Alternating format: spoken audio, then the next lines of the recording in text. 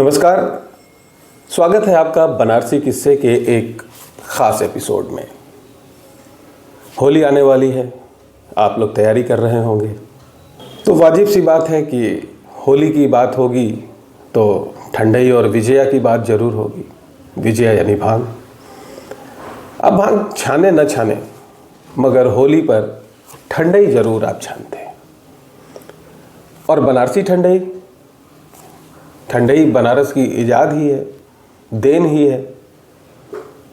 एक समय ऐसा था इस ठंडई को लेकर बनारस में ही कि जब ये आम बनारसियों के जीवन का हिस्सा नहीं थी। ये खाटी बनारसी जो थे, जिनकी दिनचर्या ऐसी थी कि आप सुनेंगे तो आज के समय में आपको हास्यास्पद लगेगी। देर तक सोना, 10 बजे के पहले उठना नहीं, और उठने के बाद भी दिव्य नहान निपटान के बाद दुकान जाने का जो समय होता था वो दोपहर तक होता था। और शाम 4 बजे तक काम धंधा किया, दुकान पर शटर लगा और चल दिए बहरी अलंग। ये बहरी अलंग जो है, बनारस का बहरी अलंग, और इस संस्कृति को जीने वाले जो लोग हैं, अब तो उस पीढ़ी के कुछ ही लोग इस शहर में रह गए, वरना जो मैंने अपने बचपन तक देखा है, जो खाटी बनारसियों की दिनचर्या देखी है, उनका बहरी अलंग का जो मन मिजाज देखा है, वो इसी पैटर्न पर चलता था। शाम होते होते चाहे गंगा के घाटों पर, मढ़ी पर, नाव पर, गंगा उस पार पहुंचकर थोड़ी सी रेत पार करनी होती थी, और उसके बाद बागीचों का एक लंबा झुरमुट था। वहाँ उसमें एक से एक फलदार और छायादार बागीचे थे। ये बागीचे बहरी अलंग वाले लोगों के लिए पहली पसंद हुआ करते थे। और पश्चिम में अगर शहर की बात करें तो आज जो रथ यात्रा चौराहा है, शहर का व्यस्ततम चौराहा है, रथ यात्रा चौराहे से और पश्चिम की तरफ वैसा ही बहरी अलंग जैसा माहौल था। छोटे बड़े उपवन, बागीचे, शाम ढलते ही सिलबट्टे के साथ खाटी बनारसियों की टोली निकल पड़ती थी। भांग और ठंडई उनका रोज का काम था। हाँ, दूसरी तरफ जब हम आम बनारसियों की तरफ रुख करते हैं तो पाते ये हैं कि महाशिवरात्रि से लेकर होली तक ठंडई एक त्योहारी पकवान की तरह घरों में आती थी, बनती थी, और उसके बाद लोग वर्ष भर सामान्य रूप से बिताते थे। ये आम बनारसियों की दिनचर्या का हिस्सा नहीं थी। आज यूएई और अमेरिका के बाज़ारों में जो बनारस की ठंडई छाई है, इसके छाने की शुरुआत अब से 102 साल पहले हुई थी। 102 साल पहले की वो कहानी आज मैं आपको इस मौके पर बताऊंगा। बनारस की ठंडई के बहाने इसकी विकास यात्रा से आपको परिचित कराऊंगा। अब इसके केंद्र में इसकी कहानी की ओर चलने से पहले एक ख़ास बात मैं आपसे साझा करना चाहता हूँ। ये कहानी, ये किस्सा जो मैं आपको सुना रहा हूँ, इसमें मैं सीधे सीधे तो नहीं, लेकिन परोक्ष रूप से मैं भी शामिल हूँ। आप सोच रहे होंगे ऐसा कैसे? तो ऐसे कि कच्ची ठंडई के घरों से निकलकर बाजार में आने, मिश्रा जी की ठंडई के नाम से पहली ख्याति प्राप्त करने, 60 के दशक में मिश्राम्बू नाम के साथ ये कारवां आगे बढ़ने से लेकर राष्ट्रीय अंतर्राष्ट्रीय स्तर तक पहुंचने में मेरे परिवार की भूमिका रही है। मेरा ननिहाल पक्ष जो मूल रूप से केंद्र में रहा है, और मेरा ददिहाल पक्ष भी इससे जुड़ा मेरे पिताजी के मार्फत। वो कैसे हुआ, क्या हुआ, मैं विस्तार से आपको बताऊंगा। बनारसी ठंडई के घर से निकलकर बाजार तक आने के सिलसिले की शुरुआत 2 युवा दोस्तों से होती है। जौनपुर के पंडित जय कुमार मिश्र और काशी में रामापुरा क्षेत्र में रहने वाले पंडित सच्चिदानंद दुबे।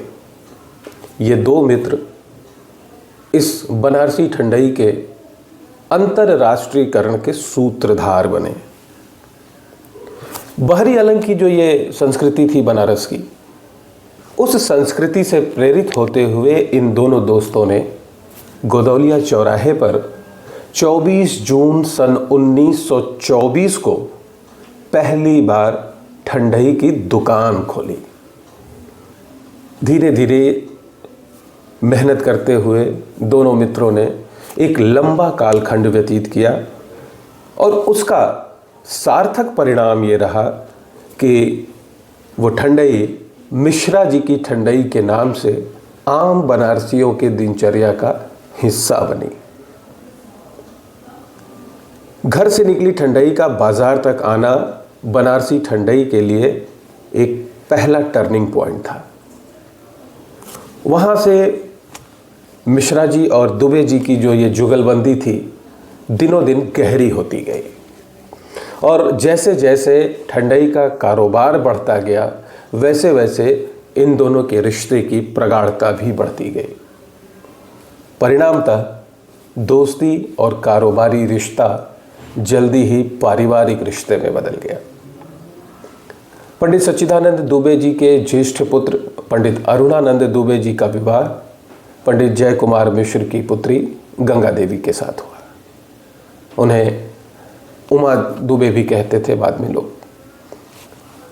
पंडित सच्चिदानंद दुबे जी मेरे नाना जी, पंडित अरुणानंद दुबे उनके ज्येष्ठ पुत्र यानी मेरे सबसे बड़े वाले मामा जी। बनारसी ठंडई के लिए मेरे मामा जी का जो विवाह था वो दूसरा टर्निंग पॉइंट था, क्योंकि उस समय तक विवाह के समय मामा जी काशी हिंदू विश्वविद्यालय में इंग्लिश के लेक्चरर थे। तो विवाह के बाद जब गंगा देवी जी ने पंडित अरुणानंद दुबे जी के सामने एक प्रस्ताव रखा कि कच्ची ठंडई को हम पक्की बना सकते हैं और पक्की बनाने के बाद हम इसे लंबे समय तक टिकाऊ करके इसका कारोबार भी बढ़ा सकते हैं, यह क्रांतिकारी विचार पंडित अरुणानंद दुबे जी को बहुत पसंद आया। यह वही समय था जब पंडित अरुणानंद दुबे जी पंडित रविशंकर जी के सानिध्य में भी आ चुके थे। प्रख्यात सितार वादक पंडित रविशंकर जी ने आग्रहपूर्वक पंडित अरुणानंद दुबे जी को अपना सहयोग करने के लिए अपने साथ रखा था। वे उनके पर्सनल सेक्रेटरी की भूमिका निभाते थे। मगर बीएचयू की नौकरी छोड़ने के बाद जब कारोबार में कूदे और पंडित जी के साथ रहे तो उन्होंने पंडित जी के सामने एक शर्त रखी थी कि भारत में आप जहाँ रहेंगे मैं आपके साथ रहूँगा, लेकिन आप मुझे विदेश जाने के लिए नहीं कहेंगे, क्योंकि विदेश का टूर कम से कम 3 से 4 महीने का। ऐसे में पंडित जी ने भी मामा जी की भावना का सम्मान किया। पंडित जी जब तक बनारस में रहते थे, शिवपुर में हेमांगना उनका बंगला था, वहाँ रहते थे। फिर दिल्ली शिफ्ट हुए तो उन्होंने हेमांगना मामा जी को सुपुर्द कर दिया। कालांतर में मामा जी ने आग्रहपूर्वक पंडित जी को उस स्थान का भुगतान करके वो ज़मीन कानूनी रूप से अपने नाम कर ली।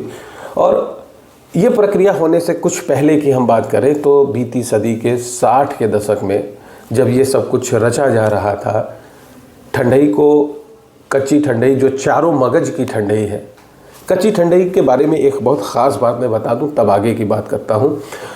चारों मगज की जो ठंडई है, यही चारों मगज बनारसी ठंडई का आधार है। ये चारों मगज कौन से हैं? ये हैं तरबूज का बिया, खरबूज का बिया, लौकी का बिया और कद्दू का बिया। ये मूल आधार है।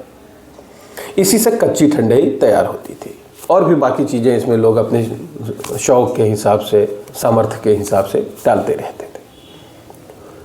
तो जब इस ठंडई को पक्की ठंडई करने का निर्णय हुआ तो उस समय मामा जी, मामी जी और उनके और कई करीबी लोगों ने बहुत गहनता के साथ आयुर्वेद का अध्ययन आरंभ करना शुरू किया।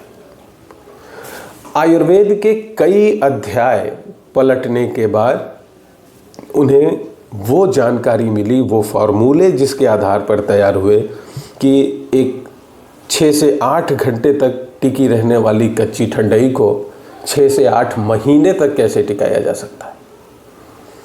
उसे कैसे, किस पद्धति से पकाया जाएगा, कितने तापमान पर पकाया जाएगा, उसमें कौन कौन सी वस्तुएं और जोड़ी जाएंगी, ये सारा फार्मूला तैयार करके प्रयोग किया गया पहली पक्की ठंडई का। और जब स्थानीय स्तर पर यह प्रयोग सफल हुआ और एक निश्चित समय जो उसके लिए ट्रायल के लिए ज़रूरी था कि 8 महीने साल भर तक ये टिकती है या नहीं, तो उसका भी प्रयोग जब सफल हो गया, तब मिश्रा जी की ये जो ठंडई थी तब राष्ट्रीय बाजार में जाने के लिए तैयार थी। पहला लक्ष्य पूर्वांचल का बाजार था, दूसरा उत्तर प्रदेश का और तीसरा राष्ट्रीय। अब जब ये ठंडई एक प्रोडक्ट के रूप में बाजार में व्यापक रूप से फैलने के लिए तैयार थी, तब मिश्रा जी की ठंडई को ज़रूरत थी एक नाम की, एक ऐसा नाम जो जुबान पे चढ़ जाए, एक ऐसा नाम जो ब्रांड बन जाए। यहाँ एक बार फिर मिश्रा और दुबे की जुगलबंदी होती है। ये जुगलबंदी कैसे हुई? ये जुगलबंदी ऐसे हुई कि दुबे जी यानी पंडित अरुणानंद दुबे जी, मेरे मामा जी, और मिश्रा जी यानी मेरे पिताजी, साहित्यकार, नवगीतकार, पत्रकार, स्वर्गीय पंडित अशोक मिश्र सामयिक जी। तो पंडित अरुणानंद दुबे जी और गंगा देवी जी के अनुरोध पर मेरे पिताजी ने, पंडित अशोक मिश्र सामयिक जी ने एक साहित्यिक नाम का चयन किया। इस नाम में पुराने नाम के प्रतिनिधित्व के साथ साथ जो उत्पाद है उसकी भी झलक थी। पिताजी ने मिश्रा जी की ठंडई में से मिश्रा शब्द का चयन किया और ठंडई का जो मूल तत्व है यानी जल तत्व, उसके प्रतीक के रूप में अम्बु शब्द का इस्तेमाल किया। मिश्रा और अम्बु को जोड़कर मिश्राम्बु नाम दिया गया। मुझे पता कैसे चला कि ये पिताजी ने दिया था, तो ये वाकया मैं बता दूं, उसके बाद मैं फिर ठंडई की तरफ चलूँगा। हुआ ये कि जब मेरी मामी जी दिवंगत हो गईं, उनकी पहली पुण्यतिथि पर उसी शिवपुर के हेमांगना में एक संगीत समारोह का आयोजन हुआ। उस संगीत समारोह में देश के बड़े बड़े कलाकार शामिल हुए। कुमार बोस उन दिनों पीक पर थे। कुमार बोस, पंडित शिव कुमार शर्मा जी, ऐसे दिग्गज कलाकार उस कार्यक्रम में आए थे। और संयोग की बात यह है कि मुझे उस कार्यक्रम के संचालन का जिम्मा मिला था। बहुत बड़ा कार्यक्रम था मेरे लिए। ये संचालन का वो दौर था जब उद्घोषक मंच पर आकर जनता के सामने उद्घोषणा नहीं किया करते थे। मैंने भी अपने बचपन में देखा था, जब पंडित रविशंकर जी की संस्था रिम्पा काशी में संगीत समारोह कराती थी, तो उसमें जो हिंदी की उद्घोषणा होती थी वो मेरे पिताजी करते थे, पंडित अशोक मिश्र सामयिक जी, और इंग्लिश की घोषणा डॉक्टर कमल गुप्त जी किया करते थे, जो कहानीकार के संपादक थे और हरिश्चंद्र डिग्री कॉलेज के वो प्राचार्य भी रह चुके थे। ये दोनों ही आवाज़ें ज़बरदस्त थी। तो प्रेक्षागृह में लोगों में एक कौतूहल बना रहता था। लोग ये जानने के लिए बेताब रहते थे कि जो व्यक्ति बोल रहा है वो कैसा दिखता होगा, उसका स्वरूप क्या होगा, कैसे चलता होगा, मोटा होगा, गोरा होगा। बहुत सारी की बातें मैं लोगों के बीच में सुना करता था। अब मुझे तो पता था कि मेरे पिताजी बोल रहे हैं, कमल अंकल बोल रहे हैं, तो मैंने भी उस मंच पर जो संचालन की व्यवस्था अपनी रखी थी वो बैक स्टेज से ही रखी थी। पंडित किशन महाराज जी उस समारोह के मुख्य अतिथि थे। पंडित किशन महाराज जी जब भाषण देने आए तो उन्होंने कहा कि ये जो नाम है मिश्राम्बु, ये पंडित रविशंकर जी ने दिया है, सितार वादक पंडित रविशंकर जी ने। जब पंडित किशन महाराज जी ने अपना भाषण दे लिया, मैं आगे की उद्घोषणा करने वाला था, तभी पंडित अरुणानंद दुबे जी ने यानी मामा जी ने मुझे रोका और स्वयं माइक पर गए। उन्होंने तब कहा कि ये नाम पंडित रविशंकर जी ने नहीं बल्कि मेरे बहनोई पंडित अशोक मिश्र सामयिक जी ने दिया है। तब मैं जान पाया था कि ये नाम मेरे पिताजी के द्वारा दिया गया है। खैर, अब मैं आता हूँ वहाँ जहाँ आपको ले चलना है। जब पक्की ठंडई बाज़ार में आगे बढ़ने के लिए तैयार हो गई तो एक व्यापारिक नीति की ज़रूरत थी। मिश्राम्बू परिवार ने एक ऐसी नीति बनाई जिसमें व्यापारिक हित जो था वो न्यूनतम था और उपभोक्ता का जो हित था वो अधिकतम था। इस फॉर्मूले पर काम करते हुए उन्होंने बिल्कुल ज़मीनी स्तर से काम शुरू किया। मुझे याद है एक मेटाडोर हुआ करती थी, उस मेटाडोर में पीछे माल भरकर, शरबत ये ठंडाई भरकर, और आगे की एक सीट लगी रहती थी उसमें, और नीचे पे कुछ गद्दे वगैरह बिछा दिए जाते थे। उस मेटाडोर पर माल लेकर मामा जी मामी जी पूरे प्रदेश का चक्कर लगाते थे। और जिस तरीके से उन्होंने डोर टू डोर, इसे डोर टू डोर ही कहना उचित होगा, कि जिस तरह से उन्होंने दरवाजे दरवाजे पर दस्तक देकर बनारसी ठंडाई की उपस्थिति दर्ज कराई, वो लाजवाब है। उसी मेहनत का नतीजा है कि आज सोनभद्र के सुदूर आदिवासी क्षेत्र जो रिमोट एरिया कहलाते हैं, वहाँ से लेकर दिल्ली, मुंबई, चेन्नई, कोलकाता का कोई व्यस्ततम बाज़ार हो, वहाँ लोग ये नहीं कहते कि आओ ठंडाई पीते हैं, लोग कहते हैं आओ मिश्राम्बू पीते हैं। बनारसी ठंडाई का पर्याय बन गया मिश्राम्बू। और यही नहीं, जब पहले चरण में पूर्वांचल के बाज़ार को कवर कर लिया गया, तब दूसरे चरण में उत्तर प्रदेश के बाज़ार को, फिर इस तरह धीरे धीरे, और इस कार्य में पूरा मिश्राम्बू परिवार, पूरा दुबे परिवार समर्पित भाव से लग गया। पंडित अरुणानंद दुबे जी के ज्येष्ठ पुत्र पंडित शैलेश चंद्र दुबे ने गोदौलिया की दुकान की जिम्मेदारी आगे बढ़कर संभाली। वहीं जो मौजूदा समय में गोदौलिया वाली दुकान की जिम्मेदारी संभाल रहे हैं पंडित अरुणानंद दुबे जी के सबसे छोटे पुत्र पंडित विजयानंद दुबे जी, उन्होंने भी इस कार्य में बहुत योगदान किया है। उन्होंने भी शहर के अलग अलग हिस्सों में, संकट मोचन के पास, दुर्गा कुंड में, दुर्गा मंदिर के पास मिश्राम्बू के आउटलेट्स खोले।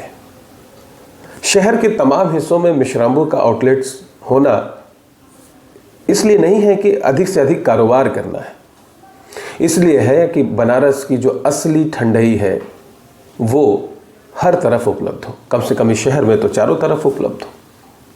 तो सबसे बड़े और सबसे छोटे भाई के बीच दो और भाई हैं। दूसरे नंबर पर पंडित सर्वदानंद दुबे जी।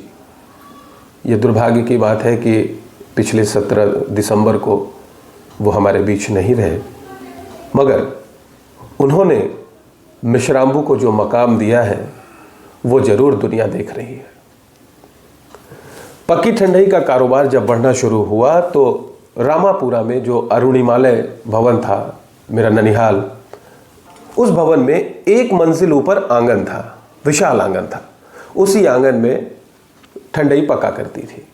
बड़े बड़े भट्टे लगे हुए थे, उन पर बड़े बड़े पतीलों में ठंडाई पकती थी, एक निश्चित तापमान पर पकती थी। और सर्वदा भैया को मैंने देखा कि वो बड़े बड़े कलछे लिए घंटों चलाया करते थे ठंडाई को। उतनी मेहनत करना आम इंसान के वश की बात नहीं है। ये आम इंसान के लिए तभी संभव है जब वो जुनून से भरा हो। सर्वदा भैया जुनून से ही भरे थे। न दिन न रात उनके लिए सिर्फ और सिर्फ कारखाना ही था। और नर्मदा भैया, जो पंडित नर्मदानंद दुबे जी उनसे छोटे, उन्होंने भी बाजार को विस्तार देने में अपनी भूमिका जारी रखी। वो समय भी आया जब बनारसी ठंडाई मिश्राम्बू के नाम से पूरे देश में छा गई और इसकी चर्चा विदेशों में भी होने लगी। तो आप सोच रहे होंगे कि ये बनारसी ठंडाई विदेश कैसे पहुंच गई। तो विदेश पहुंचाने का जो श्रेय था वो अनन्य सितार साधक पंडित रविशंकर जी को जाता है। रविशंकर जी के साथ साथ उस्ताद अल्लाह रखा खां साहब, उस्ताद अमजद अली खां साहब और उस दौर के कई और ऐसे कलाकार, पंडित शिव कुमार शर्मा जी, कुमार बोस जी, फिर जब धीरे धीरे जाकिर भाई भी बहुत कम समय में तैयार हो गए थे। ये कलाकार देश छोड़कर जब भी बाहर जाते और कार्यक्रम के दौरान, कार्यक्रम के बाद किसी भी रूप में बनारस की चर्चा जब होती, क्योंकि पंडित रविशंकर जी बनारस से हैं और बनारस दुनिया का एक इतना प्राचीन शहर है कि पूरी दुनिया में इसका अपना परिचय है, और पंडित रविशंकर जी उस बनारस के हैं, तो वाजिब हो जाता था कि वो जहाँ होते थे एक बार बनारस की चर्चा ज़रूर होती थी। तो जब बनारस की चर्चा ये कलाकार करते थे तो बनारसी ठंडई का पर्याय बन चुके मिश्राम्बू का भी जिक्र होता था वहाँ। और धीरे धीरे वो समय आ गया जब मिश्राम्बू ने भारत के बाहर अपने पांव पसारने शुरू कर दिए। मैं उस दौर की बात आपको बता रहा था जब रामापुरा स्थित अरुणिमालय के आंगन में कच्ची ठंडई पक्की होती थी और बोतल बंद होकर देश के तमाम हिस्सों में जाती थी। उस समय जो बोतलें आती थीं वो बियर की बोतलें शीशे वाली होती थीं, उनको धो के साफ़ करके, क्योंकि बोतल अगर जरा भी गंदी रह गई तो पूरी ठंडई बर्बाद हो जाती। ये सारी चीज़ें मुझे इतने अच्छे से इसलिए याद हैं क्योंकि गर्मी की छुट्टियों में हम लोग जब वहाँ जुड़ते थे ननिहाल में सारे भाई बहन, तो हम लोगों के खेल की जगह भी वही लगभग आसपास हुआ करती थी। शाम के बाद जब कारखाना बंद हो जाता था तो हम लोग लुका छिपी खेलने के लिए उन्हीं सब जगहों का इस्तेमाल करते थे, और सबसे प्रिय जगह होती थी वो गोदाम। उस गोदाम में चीनी के बड़े बोरों से लेकर काजू, किशमिश, पिस्ता, बादाम, मखाना, छुहाड़ा, तमाम तरह के ड्राई फ्रूट्स बोरों में भरकर रखे रहते थे। 2 छोटी बोरियां खुली रहा करती थी, एक में काजू और एक में किशमिश हुआ करता था। हम बच्चों की टीम लुका छिपी खेलने के दौरान एक जेब में काजू भर लेती और दूसरे में किशमिश। ये सबको पता था कि बच्चे वहाँ जब छुपने जाते हैं तो काजू और किशमिश लेकर वहाँ से निकलते हैं। और काफ़ी समय के बाद इसी तरह एक पारिवारिक आयोजन में जब हम लोग सब सारे भाई लोग बैठे हुए थे, बातचीत हो रही थी, बचपन की बातें होने लगी, तो सर्वदा भैया ने ये रहस्य खोला था कि वो जो 2 बोरियां खुली रहा करती थी वो अम्मा और बाबूजी के आदेश पर रखी रहती थी खोलकर। उनको पता था कि बच्चे आएंगे, खेलेंगे और उनको खाने की इच्छा होगी। तो ये ऐसा सफ़र है जिसके कई पड़ावों को मैंने बचपन में सहज रूप से देखा है। तब मुझे पता नहीं था कि भविष्य में मैं पत्रकार बनूंगा, बनारसी किस्से चैनल चलाऊंगा, आपको बनारस के किस्से सुनाऊंगा और उस किस्से में बनारस की ठंडई का भी जिक्र होगा। तब तो ऐसी कोई बात दूर दूर तक नहीं थी, सब कुछ सहज रूप से हम लोग देखते थे। वो ठंडई जब राष्ट्रीय स्तर पर अपनी जगह बनाने लगी तो उसके लिए एक अदद फैक्ट्री की ज़रूरत हुई। तब शिवपुर के उसी हेमांगना में एक फैक्ट्री लगाई गई, मानव चालित फैक्ट्री। इसमें बड़े बड़े संयंत्र लगाए गए जिसमें हज़ारों लीटर ठंडई एक साथ तैयार हो सके। ठंडई तैयार करने के लिए लंबी चौड़ी फौज लगी होती थी, वो नज़ारे भी मैंने देखे हैं। बनारसी ठंडई मिश्राम्बू का कलेवर पकड़कर लगातार आगे बढ़ती रही और मिश्राम्बू परिवार के सभी सदस्य इसे पूरी तल्लीनता के साथ मिलकर आगे बढ़ाते रहे। वर्तमान में वही तरना वाली फैक्ट्री आज फुल्ली ऑटोमेटिक है। कोई भी काम, यानी ठंडई के लिए आवश्यक वस्तुओं को मशीन में डालने से लेकर, उनका पैमाना तय करने से लेकर, उनके कितनी अवधि तक उनको पकाया जाना है, वो सारा काम ऑटोमेटिक होता है। और इस दायित्व को चौथी पीढ़ी के प्रतिनिधि पंडित चंद्रकिरण दुबे बड़ी खूबी से आगे लेकर जा रहे हैं। निसंदेह हाल ही में उन्होंने पूरी जिम्मेदारी संभाली है अपने पिता के दिवंगत होने के बाद, मगर वो बचपन से अपने पिता के साथ लगकर इन सारी बारीकियों को सीखते रहे हैं। अपने चाचाओं और बड़े पिताजी के साथ उनका जो मार्गदर्शन है, उसके साथ वो मिश्राम्बू को अंतर्राष्ट्रीय स्तर पर ले गए हैं और वर्तमान में यूएई और अमेरिका के बाज़ार भी बनारसी ठंडई से भरे हैं। और अब तो दौर को देखते हुए, जब से बनारस की ठंडई को जीआई टैग मिल गया है, तब से इसके चर्चे और भी बड़े पैमाने पर होने लगे। गोदोलिया पर वर्तमान जो दुकान है, देश काल और परिस्थिति के कारण उसका स्थान थोड़ा पहले से अब घिसक चुका है, लेकिन है मूल रूप से उसी भवन में। वहां पर उस दुकान का संचालन करने वाले पंडित विजयानंद दुबे जी ने मटका ठंडई का इजाद किया है। मटका ठंडई अपने आप में बेहद खास है। वहीं जो पंडित अरुणानंद दुबे जी के सबसे बड़े पुत्र हैं पंडित शैलेश चंद्र दुबे जी, वो पिछले 40 वर्षों से, मेरे ख्याल से करीब 65 साल का तो उनका व्यापारिक अनुभव ही है ठंडई का, और पिछले 4 दशकों से वे प्रति वर्ष एक नए प्रकार की ठंडई बनाते हैं। उसका जो पहला स्वाद होता है लोगों के लिए, वो महाशिवरात्रि के तिथि पर होता है। उस दिन से लेकर होली के अगले दिन तक, यानी रंग खेलने के बाद अगले दिन तक वो ठंडई वो स्पेशल बनाते हैं, और फिर वो उस ठंडई को दोबारा कभी नहीं बनाते। 40 सालों में 40 प्रकार की ठंडई का इजाद वो कर चुके हैं, और हर बार एक नई कल्पना, एक नया स्वाद उसी परंपरा के साथ देते हैं। पंडित शैलेश चंद्र दुबे जी से मेरी बात हो रही थी, तो उन्होंने बताया कि जो मेरे सबसे बड़े मेरे भाई हैं, उन्होंने बताया कि एक समय बनारस में ऐसा भी था जब गंगा बालू से ठंडई बनती थी। एक गिलास ठंडई बनाने के लिए, गंगा बालू की एक गिलास ठंडई बनाने के लिए 1 से 1.5 घंटे का समय लगता था। यदि एक साथ 3 ग्राहकों ने ऑर्डर किया तो तीनों को 1.5 घंटे का इंतजार करना पड़ता था। यानी कि पहले को तो 1.5 घंटे बाद मिला, फिर उसके बाद दूसरे का जो ऑर्डर है उसका प्रोसेस शुरू होगा, वो पूरा होगा, उसको 3 घंटे, और तीसरा जो है उसको 4.5 घंटे। लोग इतना समय देते थे, तब बनारस के लोगों के पास समय था। अब उस दौर के बनारस को, उस दौर के बनारसियों को सिर्फ याद किया जाता है।